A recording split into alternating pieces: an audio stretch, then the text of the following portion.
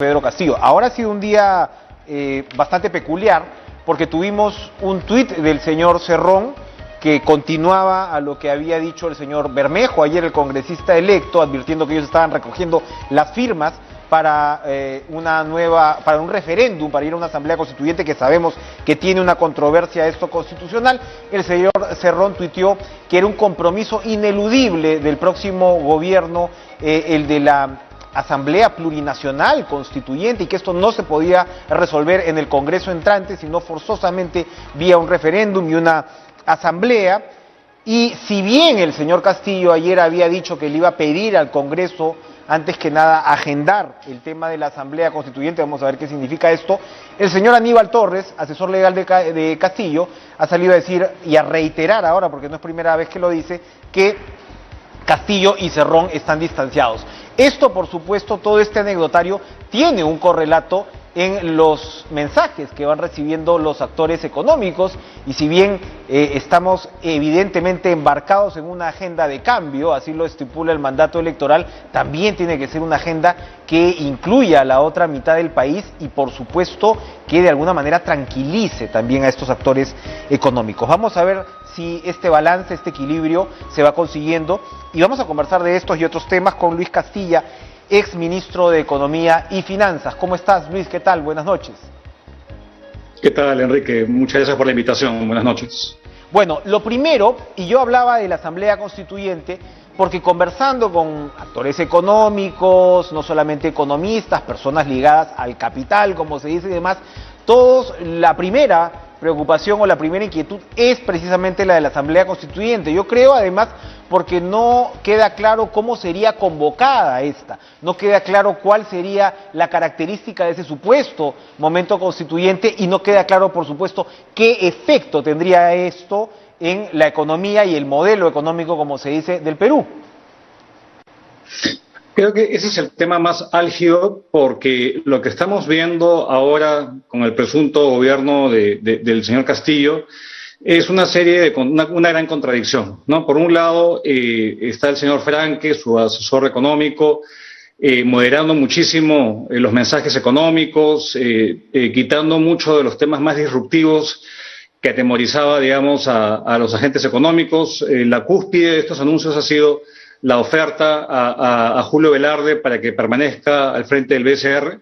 Todo eso por un lado, y de hecho ha tenido, digamos, un reflejo en una apreciación del tipo de cambio, se ha tranquilizado un poco el mercado. Pero por otro lado, este mensaje moderador tiende a ser, digamos, se contradice con los mensajes de una asamblea constituyente que, como hemos escuchado a muchos especialistas, se riñe con la Constitución actual. Tendría que haber una ley o una modificación constitucional, como hemos escuchado, y eso introduce un alto nivel de incertidumbre. Y en el momento en el cual se necesita menos incertidumbre, la economía se está moviendo nuevamente, el entorno externo es favorable, pero mientras estemos con un nivel de incertidumbre y contradicciones, la verdad, creo que la recuperación de la economía va a ralentizarse, y eso va a pasar factura al ciudadano a pie que quiere trabajo y quiere estabilidad. Hace un par de días tuvimos una interesante conversación con Ollanta Humala, expresidente en cuyo gobierno usted trabajó, y él fue, digamos, yo creo muy honesto en explicar su razonamiento del cómo en un principio él había tenido la propuesta de la constituyente y luego se dio cuenta de las circunstancias, es decir, que había una mayoría del país que en todo caso o no estaba segura o estaba votando en contra de una alternativa como esa, y él interpretó esa situación. Ahora el tema con Castillo es que él parte, digamos, como decíamos, con el tanque todavía menos lleno, porque su primera vuelta pues es un candidato en realidad inédito, en el sentido que ha obtenido menos del 20% para pasar esta segunda vuelta. Entonces también hay ahí como un balance, ¿no, Miguel? De una demanda de cambio, pero una demanda también de realismo. Y el tema de la constituyente de repente tendría que abordarse en algún momento, se podría abordar de una forma en la cual no genere esta inestabilidad. Lo que pasa, Enrique, es que la constituyente, digamos, la constitución es la carta magna, es la ley de leyes, es digamos, las reglas del juego claves que rigen el funcionamiento de una economía, una sociedad. Entonces, para saber, digamos, qué cosa requiere cambiarse, hay que saber cuál es el problema. Y lo que en su momento conversábamos con el presidente Humala, recuerdo hace ya 10 años, era su gran preocupación por tener un crecimiento más inclusivo, lograr que el crecimiento que habíamos tenido se convierta en desarrollo y tratar de tener recursos para darle servicios a los más pobres en las zonas rurales. Creo que esa problemática, si bien se avanzó, sigue estando muy vigente, como hemos visto en los resultados de las elecciones. Y la pregunta es si es que los cambios en la Constitución van a mejorar la calidad de vida de aquellas personas que se sienten marginadas. Y yo creo que si no entendemos cuál es el problema que requiere resolverse, no hacemos, flaco favor hacemos tratando de cambiar todas las reglas. A mí me queda claro que se pretende respetar la autonomía del Banco Central. Creo que en eso hay un consenso incluso de los partidos de izquierda, y lo hubo hace 10 años, lo hay ahora, pero definitivamente cambiar, digamos, factores tan importantes como el rol del Estado en la economía es un tema preocupante, porque con las justas el Estado puede cumplir con las funciones que tiene encomendadas. Los servicios de salud, de educación son malos, son deficientes, la regionalización no ha funcionado y esos temas no se resuelven necesariamente cambiando aspectos de la Constitución. Hay temas de gestión, hay temas que se pueden definitivamente mejorar, pero no se llega a entender cuál es esta necesidad de cambiar todo. Estos cambios refundacionales lo que tienden es a destruir todo lo que se construyó y a asumir la economía a un nivel de incertidumbre muy grande. Entonces, tendríamos que saber qué cosas quieren resolver. Eso no me queda muy claro, Enrique. Sonrío, Miguel, porque estoy acordándome con su respuesta de lo que dijo Castillo ayer, que decía, no me pidan pues que sea un mago, ¿no? Si es que voy a seguir con la misma Constitución. En realidad, más bien asumir que con la Constitución va a cambiar todo. De repente allí está el truco de magia difícil de explicar. Usted escribió un libro muy interesante sobre, en fin, las falencias actuales y este momento como una oportunidad. Si tenemos que resumir en economía, con esta demanda de cambio, con esta protesta, ¿no? Esta insatisfacción de un sector, de un lado excluido, pero yo creo que también de otro sector que ya estamos hablando de una especie de clase media que está demandando mejor calidad de servicios. Usted lo acaba de describir. ¿Cuál es el margen que tiene el Estado para mantener de alguna manera los puntos buenos de la economía, comenzando por la macro, por supuesto, pero también ir atendiendo estos vacíos que tenemos? A ver, yo creo que hay como que 3 o 4 aspectos que de hecho fueron, ayer hubo un seminario muy importante que organizó el MEF en el marco de su aniversario 200, sí, y convocó a un conjunto de exministros de Economía y en otras carteras. Y creo que lo central, de verdad, para que un país pueda atender sus desafíos es crecer y crecer con estabilidad. Y obviamente para poder crecer se requiere inversión y si hay este cambio en las reglas del juego, evidentemente la inversión no se va a dar. Es más, los consumidores hoy en día están postergando muchas decisiones, ¿no? Hoy no me voy a meter a una deuda, digamos, hipotecaria, si no sé cómo va a ser, digamos, las condiciones que el banco me vaya a exigir, o si yo tengo dudas acerca de la propiedad, digamos, de un inmueble que estoy comprando o estoy alquilando. Entonces, creo que se tiene que zanjar esta incertidumbre que hay. Y para los desafíos estructurales que tenemos como país, yo creo que hay como que tres dimensiones que son claves para sintetizar. Uno es la necesidad de tener un país mucho más formal, porque lo que hemos visto durante la pandemia es que todas las medidas que el gobierno adoptó no llegaron a todos. Hay un conjunto de pequeñas y medianas empresas, las más pequeñas no llegaron a recibir el apoyo, digamos, de la liquidez que el gobierno quería. Había un tema también de identificación de beneficiarios, no todos recibieron los bonos que hizo el gobierno. Entonces hay un tema de avanzar en la tarea de formalizar al país, de darle identidad a todos, una mayor bancarización, inclusión financiera, que es 40% de los hogares tienen acceso a servicios financieros. Esa es una agenda que es clave. Y atrás de esa agenda tiene que ver con la productividad, tener a una fuerza laboral más empleable, digamos, por un lado, y por otro lado, tratar de tener unas normas menos, digamos, rígidas y más ad hoc a la realidad, digamos, del tejido empresarial nacional. Entonces, ese es un tema central. Pero lo que a veces impide eso es que tenemos un Estado disfuncional, un Estado que no da servicios de calidad y un servicio que es esencial, y de hecho hoy día el Congreso sigue aprobando, digamos, perforaciones y cambios en el marco previsional que ha dejado a muchísimas personas, digamos, sin una pensión futura, lamentablemente, es que no tenemos una red de protección social efectiva. Entonces, esto pasa por, evidentemente, ver cómo se aumenta la cobertura, de tal manera que toda la población acceda a una pensión de calidad, acceda a un seguro de desempleo en caso de que pierda su trabajo, y una capa mínima. Y para tener esto se requiere aumentar los ingresos fiscales en el país. ¿Cómo aumentamos, Miguel? No solamente... Vamos a ir a una pausa para que culmine el punto, pero para empezar es cómo aumentamos esos ingresos fiscales. ¿Quién debe pagar más impuestos en el Perú?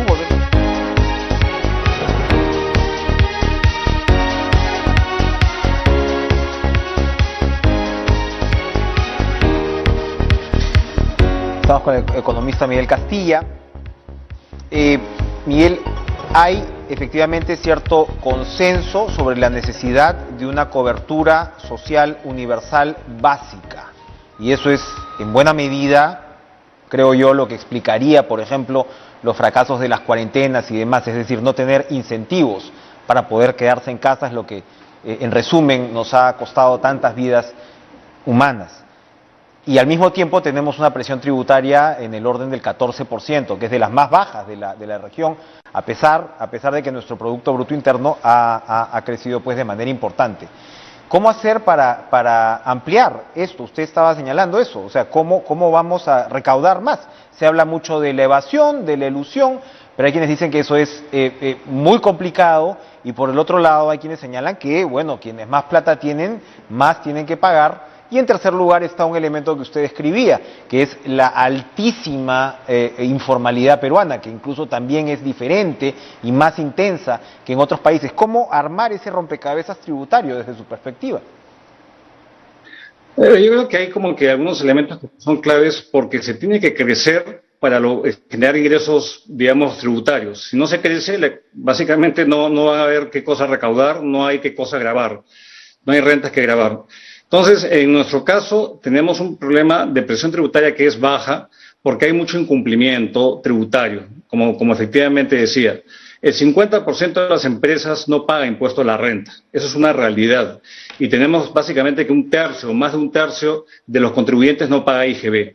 Entonces, este incumplimiento tributario que hay también refleja la altísima informalidad de la economía, y la tarea pasa por ampliar la base de contribuyentes. Entonces, esto tiene que ver con tener, digamos, un régimen más simple. Tenemos muchos regímenes tributarios que lo que impide es que las empresas crezcan, sino provoca que las empresas se queden de un tamaño determinado para quedarse en un régimen de baja imposición.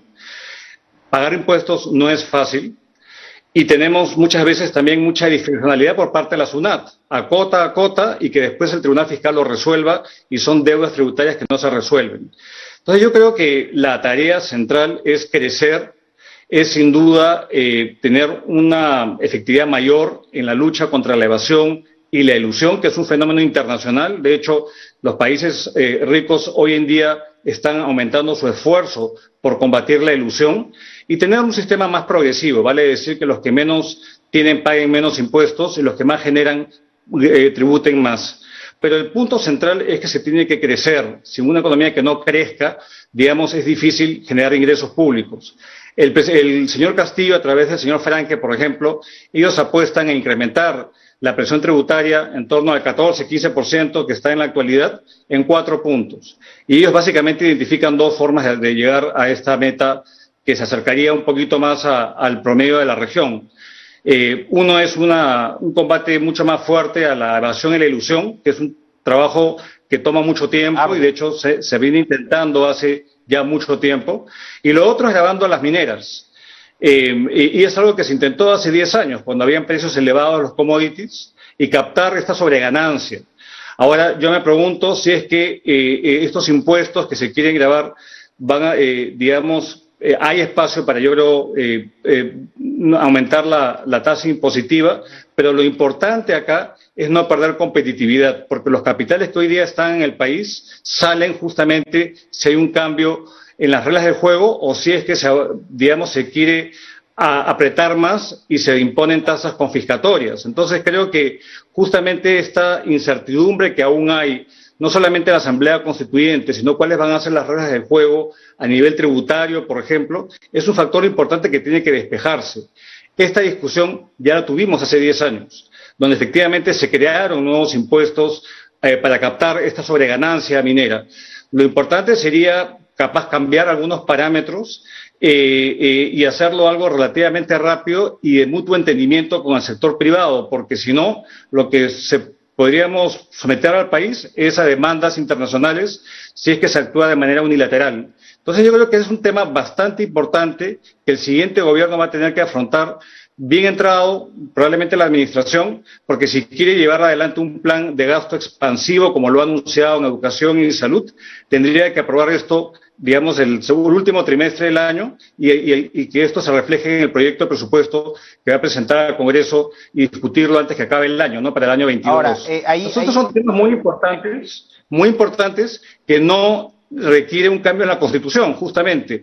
Es cuestión de cambiar, digamos, plantear algo razonable en el cambio del marco tributario y tener que el Congreso que lo apruebe, porque acordémonos que los tributos los crea o los incrementa, digamos, el Congreso, no el Ejecutivo. Y ahí el consenso va a ser absolutamente fundamental. Bien. La izquierda parece tener mucha expectativa con respecto también a la recaudación con lo que tiene que ver con paraísos fiscales. Hay economistas que son un poquito más escépticos en torno a lo que realmente podrías cambiar al respecto. Y lo digo porque ahora mismo la administración demócrata en Estados Unidos está impulsando un impuesto corporativo, pues flat, ¿no? Plano, ¿no? Para quien tribute, no importa dónde, etc. O sea, parece haber una viada en ese sentido. ¿Es realmente relevante para un país como el Perú lo que puedes levantar de plata que está en paraísos fiscales? Yo creo que sí, porque nuestra legislación tributaria parte por gravar la renta universal. Vale decir, uno debe pagar impuestos sobre el ingreso que uno, digamos, genera en el país, así como fuera del país. Si uno tiene una inversión en un instrumento financiero o uno tiene un inmueble que alquila en otro país, tendría que declararlo y grabar sobre esos ingresos. Entonces, lo que ha hecho el gobierno americano es justamente, y esto se aprobó recientemente el día de ayer, y hay una discusión a nivel de los países más ricos y en el marco de la OCDE, de fijar una tasa corporativa de 15% a nivel internacional, por un lado, y por el otro lado, hacer de que los países, que las empresas, especialmente las tecnológicas, paguen impuestos efectivamente donde ellas prestan los servicios que dan, y no en paraísos fiscales o en otros lugares que tienen menor imposición.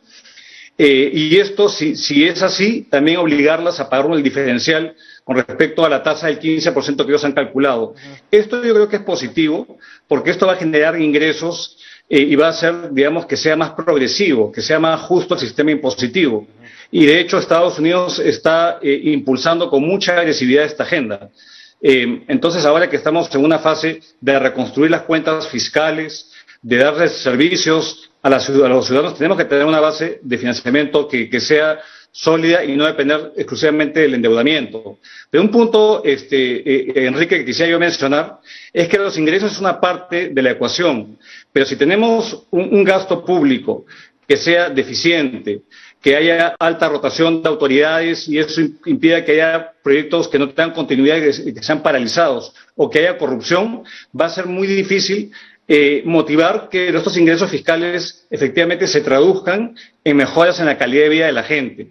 Y es una de las grandes conclusiones que llegamos el día de ayer en la discusión que tuvimos. La política fiscal tiene un rol importante, pero es el Estado que tenemos, es la meritocracia que lo rige, que va a ser central. Y reitero, los cambios que se requieren en el país no pasan por cambiar la Constitución. Se tiene que mejorar la gestión y mejorar las instituciones para efectivamente lograr este mayor bienestar que creo que todos deseamos en el país. Y eso, Miguel, Luis Miguel, porque lo tenemos como Luis, es Luis Miguel Castilla, no se hace por decreto. Vamos a ir a una pausa, pero vamos a tocar un punto que también tocó Waldo Mendoza del MEF ayer, que es la industrialización. Otro gran objetivo de la izquierda es industrializar el país. Y una cosa es con guitarra y otra es con cajón. Mendoza ha dicho, oye, no hay que soñar con estas industrializaciones. Hay puntos medios, hay sectores que se pueden desarrollar, hay planeamiento que se puede impulsar. Regresamos después de la pausa.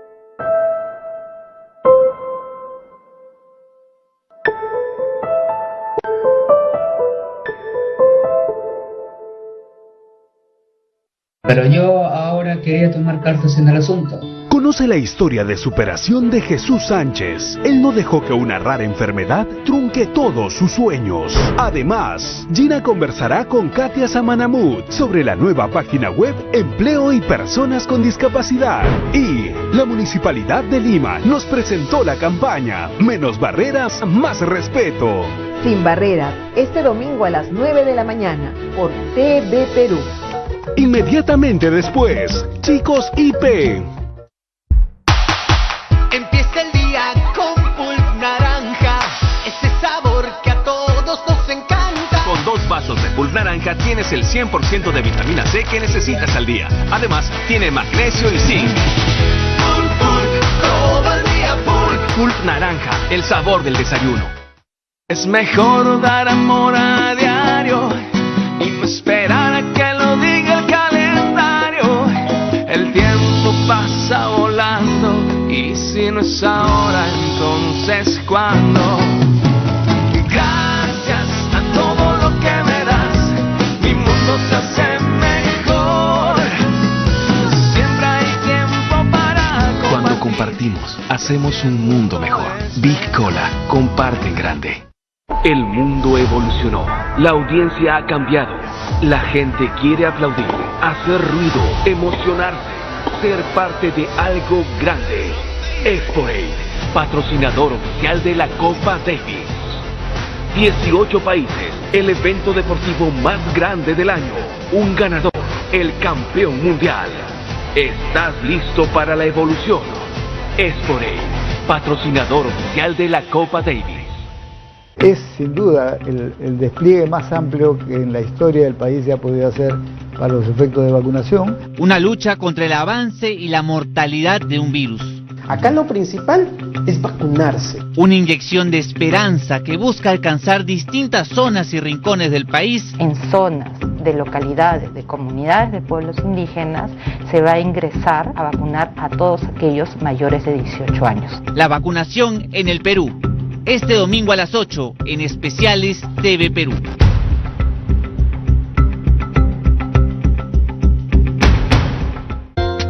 Estamos viendo Cara a Cara.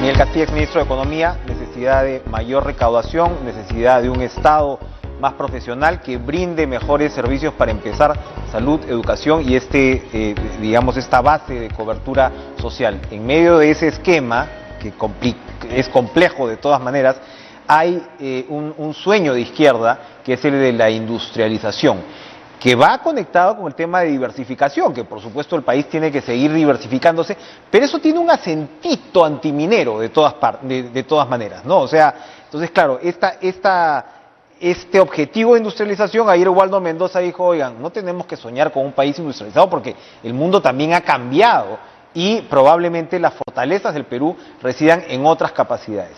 Otras personas que están colaborando con Castillo, como el embajador Rodríguez Cuadros, me decía, bueno, pero puedes tener una industrialización ligera en determinados aspectos. ¿Qué se puede hacer al respecto? ¿O no vale ni siquiera la pena ingresar en esa área? Enrique, yo creo que lo más importante, y los países que han crecido más y que son más ricos, son los países que son más productivos. Entonces uno puede ser productivo en recursos naturales, o uno puede ser productivo en servicios, o productivo en un sector industrial. Pero la economía del futuro es una economía de conocimiento, es una economía digital, y lo más, digamos, inteligente para un país tan rico en recursos naturales como el nuestro es procurar una mayor diversificación justamente a partir de los sectores primarios, digamos, que uno puede crear a partir de la minería una industria metalmecánica, digamos, de servicios geológicos, donde se agrega mayor valor, y esta agregación de valor usualmente va aparejada de mayores salarios a los trabajadores, y eso, digamos, incrementa el bienestar de la gente de un país, la calidad de vida de un país. Entonces yo creo que esta idea de ser una economía primario exportadora, como dicen efectivamente los amigos de izquierda, digamos, se ha quedado un poco en el tiempo y se riñe con los cambios tecnológicos que han habido en el mundo. Somos una economía de servicios, más que nada. Y no importa, digamos, dónde se provee ese servicio. Hay call centers que están en la India o están en otras partes y dan un servicio, digamos, que uno ni siquiera sabe dónde está el usuario final. Y tenemos las plataformas tecnológicas que comentaba anteriormente, que hoy día son las que más crecen y generan riqueza. Entonces, creo que para un país como el nuestro tenemos que aprovechar, digamos, los recursos naturales que Dios nos ha bendecido. Tenemos un mar riquísimo, tenemos una tierra que es fértil, un desierto que se ha vuelto, digamos, unas campiñas en los valles con la irrigación y la exportación, y tenemos los yacimientos de mina, digamos, más ricos del mundo y al ser un país polimetálico. Yo creo que a partir de eso se puede generar valor y empleo, digamos, indirecto y servicios asociados a eso. Yo creo que para esto el gobierno, digamos, y el MEF en particular, ha liderado un esfuerzo de crear mesas ejecutivas donde se trata de impulsar ciertos sectores quitando cuellos de botella en mesas de concertación público-privada. Es política industrial mucho más suave. No es de decir un gobierno, decir yo voy a hacer esta industria, esta otra industria, eso es un tema del pasado. Yo creo que hoy en día lo que se trata es ser aumentar la productividad, es sacar cuellos de botella. Y hay sectores como el forestal, como el acuícola, como el turismo, y creo que la pandemia nos abre la necesidad de acelerar la economía digital en la provisión de servicios de educación, de salud, conectividad, que es el mundo del futuro. Hay una cuarta revolución industrial en el mundo y no podemos dejar que esa ola nos pase por encima estando en discusiones que ya son del pasado. Entonces, creo que hay que aprovechar de manera inteligente lo que tenemos y agregarle valor y ser más productivos. De esa manera seremos más prósperos, Enrique. Sentido común por encima de todo. Gracias.